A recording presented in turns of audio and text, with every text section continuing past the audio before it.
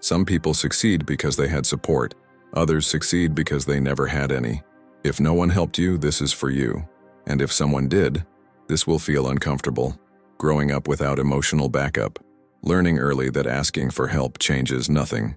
Discovering too soon that stability is not guaranteed. Watching others fail and get caught, while you knew one mistake meant everything. No safety net. No second chances. No one coming to fix what breaks. And still, continuing. Most people think zero support creates weakness. They're wrong. It creates something far more specific. A mind that operates outside the logic of supported people. A nervous system trained for survival, not comfort. A decision-making process built in isolation, not collaboration. Zero support doesn't break you. It either destroys you or forges something rare. But if you try to succeed the way supported people do, you will collapse in ways they never will. Their strategies assume cushioning you never had. Their timelines assume rest you can't afford. Their confidence assumes backup that doesn't exist. You're not playing the same game. You never were. And pretending otherwise is what's killing you. You were not raised to be supported. You were trained to be self-sustaining. And that changes everything. There's a strange feeling that comes with zero support. Even when things are calm, something feels off, like waiting for the other shoe to drop. You function better in crisis than in peace. Depending on someone even slightly feels wrong. Celebrating a win feels premature, almost dangerous. This isn't anxiety. This is adaptation. Most people are taught that asking for help is strength, that leaning on others is healthy, that community makes you whole. And for them, it's true, because they grew up with the option to lean. You didn't. You learned early that no one was coming, that survival required self-reliance. That asking changed nothing, so you stopped asking. The world calls this self-made. It sounds heroic, inspirational, but the reality is harder than that. You didn't choose independence. Independence chose you, and now your mind works differently. You don't trust ease. You don't rest in stability. You don't assume tomorrow will be okay. Before talking about success, we need to understand what zero support actually does to your mind. Because without that clarity, you'll keep breaking in ways you don't understand. Life was never designed for you to win.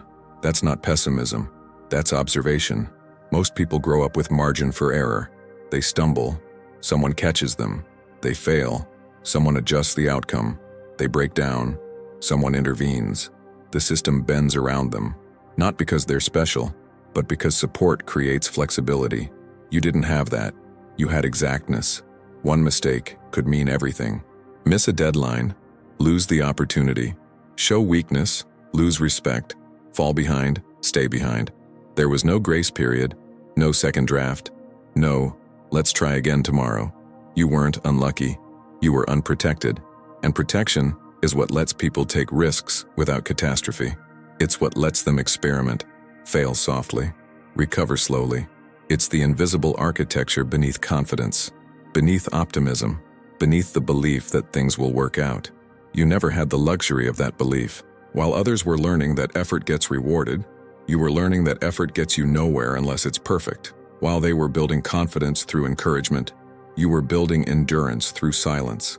They grew with cushioning. You grew with consequences. Most people grow with margin. You grew without margin. That's why their advice feels hollow. Just try your best. Believe in yourself. Take it one day at a time. These phrases assume someone will be there if you fall.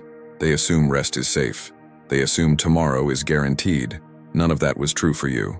So you developed a different relationship with effort. Not motivational, not hopeful, mechanical. You do what's required because not doing it isn't an option. You keep going because stopping was never safe. You survive because survival is the only acceptable outcome.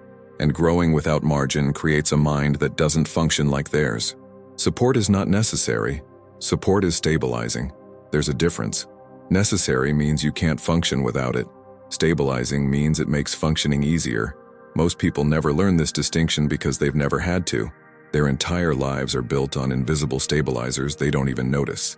Emotional reassurance when doubt creeps in, financial backup when plans fail, social networks that soften rejection, someone believing in them when they stop believing in themselves. These aren't luxuries, they're structural, and every piece of advice you've ever received assumes they exist. Follow your passion, assumes you can afford to fail. Take breaks when you need them.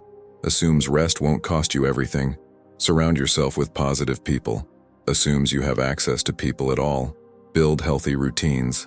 Assumes your environment is stable enough for routines to survive. Advice assumes invisible support. That's why it doesn't work for you. Not because you're broken, not because you lack discipline, but because the advice was written for people playing a different game. People who can stumble without falling. People who can fail without disappearing. People who can rest without losing ground. You can't. So when someone tells you to just start, they don't understand that starting without backup means one mistake ends everything. When they say be vulnerable, they don't realize vulnerability without support is just exposure. When they talk about balance, they don't grasp that balance requires a foundation you never had. Routines assume emotional cushioning.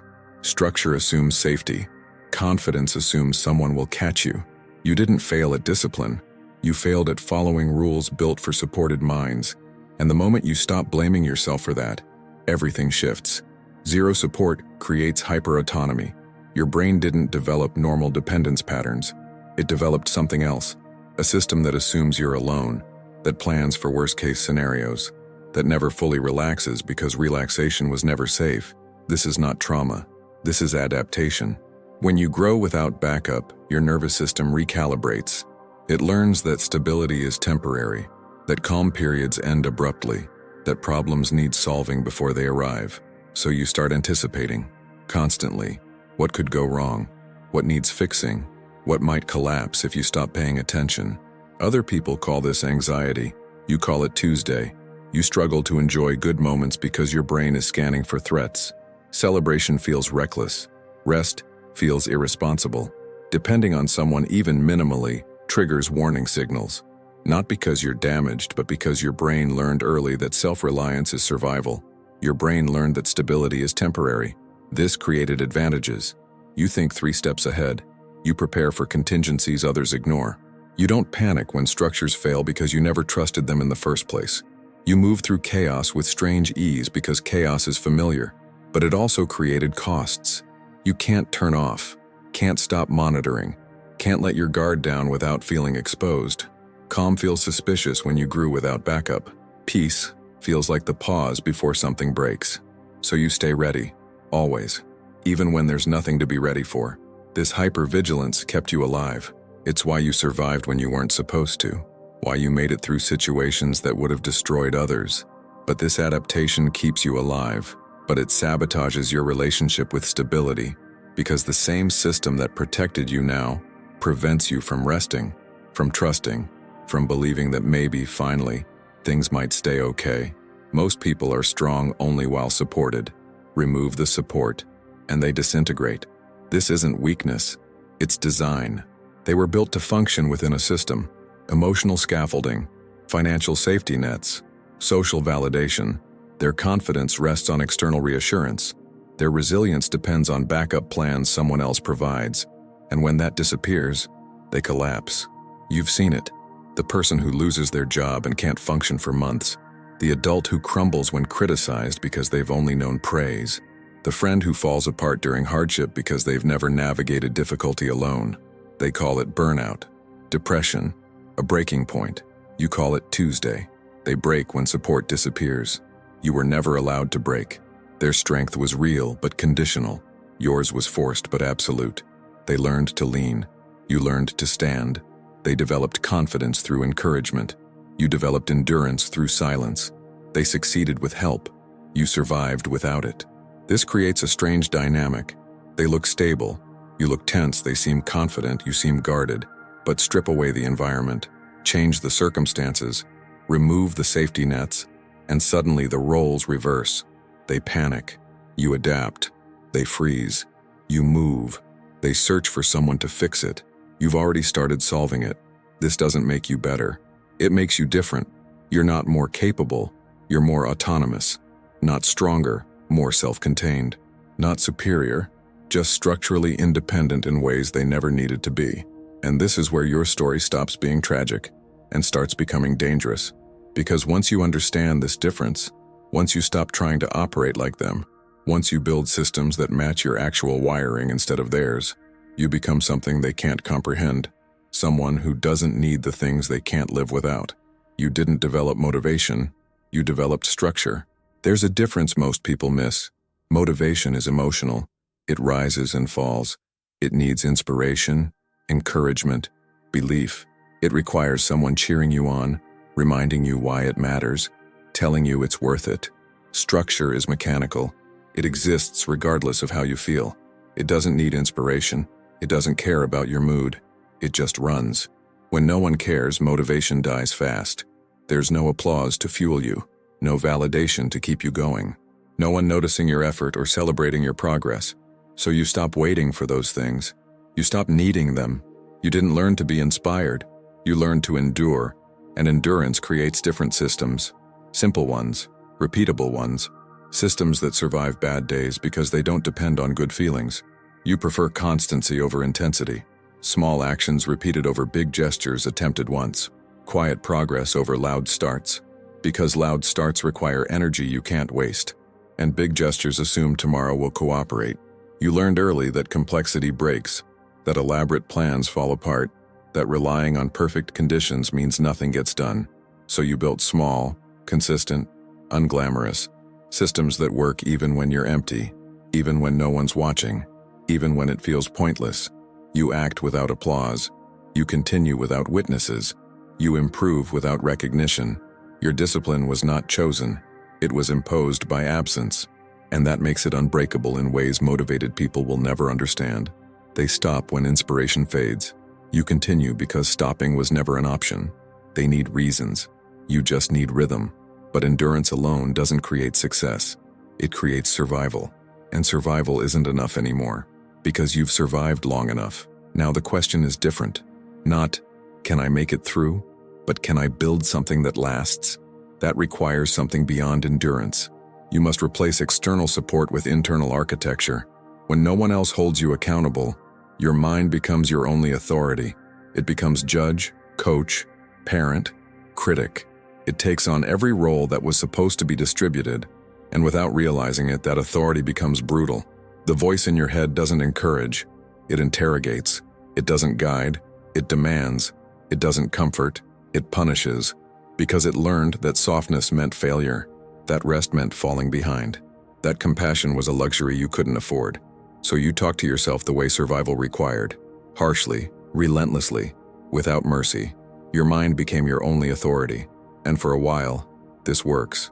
It keeps you moving, keeps you disciplined, keeps you from collapsing when everything else does. But there's a cost.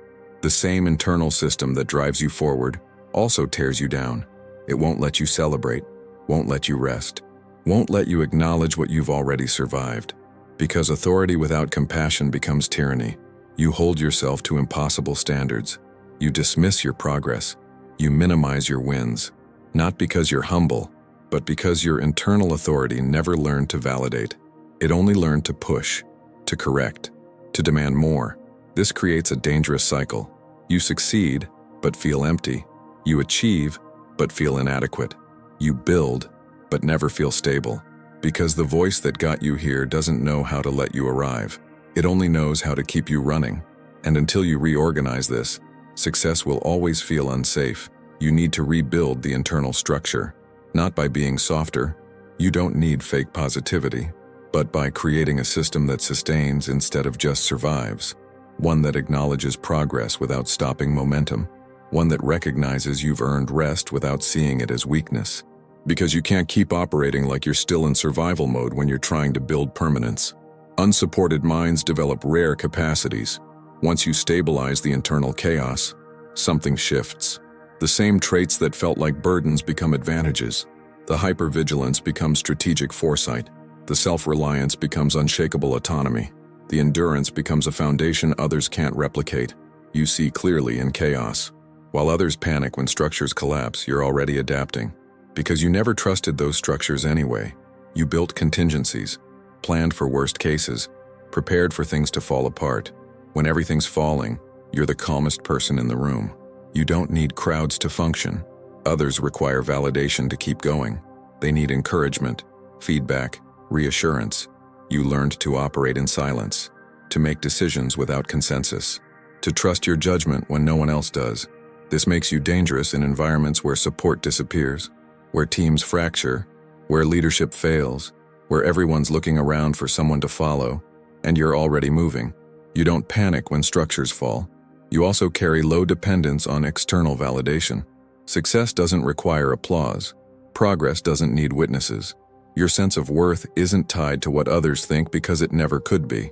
You had to find it internally or not at all. This creates psychological freedom others never access. They need permission. You don't. They need belief from others. You only need belief from yourself. They collapse when criticized. You've heard worse from your own mind. Once stabilized, you become harder to destabilize than anyone else, because people who grew with support have weak points you don't. Remove their safety net, they freeze. Remove their validation, they doubt. Remove their structure, they crumble. Remove yours and nothing changes. You've already operated without them. This isn't about being better. It's about being built differently. And once you stop apologizing for that difference, once you stop trying to fit their mold, you become something they'll never fully understand. Unbreakable without needing to prove it. True success is not external. It is structural. Most people measure success by what's visible: money, status, recognition, things others can see and validate. And when those things disappear, so does their sense of achievement, because their success was always dependent on external confirmation. Yours can't be. You learned early that external validation is unreliable, that no one's coming to celebrate, that achievements mean nothing if they depend on witnesses. So you stopped building for applause. You started building for stability. Success without witnesses. Wins no one saw. Progress no one acknowledged. Growth that happened in complete silence. And that created something permanent. When your confidence doesn't require validation, criticism can't destroy it. When your worth isn't tied to status, losing status doesn't break you. When your identity isn't built on what others think, their opinions become irrelevant. If you built yourself alone, you don't fear being alone. This is the edge no one talks about. People who succeed with support live in constant fear of losing it.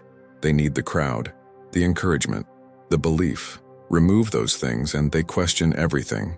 You don't. Your success isn't fragile because it was never propped up by external forces. It's not conditional because it never depended on perfect circumstances. It's not temporary because it was built in the hardest conditions possible. The real victory isn't financial. It's not needing anyone to believe. It's not waiting for permission. It's not collapsing when the world walks away. It's having an identity that stands when everything else falls. An internal structure so solid that external chaos becomes irrelevant. A sense of self so deeply rooted that no one's opinion can uproot it. Most people spend their lives trying to prove they're enough. You spent yours becoming enough regardless of who's watching. And that type of success, silent, structural, self-sustained, is the only kind that can't be taken from you, because it was never given to you in the first place. You were not unlucky. You were forged. Everything that felt like abandonment was actually preparation. Every moment you stood alone taught you something people with support will never learn. That you don't need perfect conditions to move forward. That you don't need encouragement to stay consistent. That you don't need witnesses to validate your worth. Zero support didn't weaken you. It removed every false foundation so you'd build something real. And now you understand why their path never worked for you. Why their advice felt empty. Why their strategies collapsed when you tried them. You're not playing their game. You never were. You're playing a different one. One where survival becomes strength, where isolation becomes clarity, where absence becomes architecture. If this resonated, stay. This channel is for people like you. People who built themselves when no one else would. People who know the difference between motivation and endurance. People who don't need applause to keep moving. We go deeper here, because success without support is rare, but sustaining it without self-destruction, that's even rarer.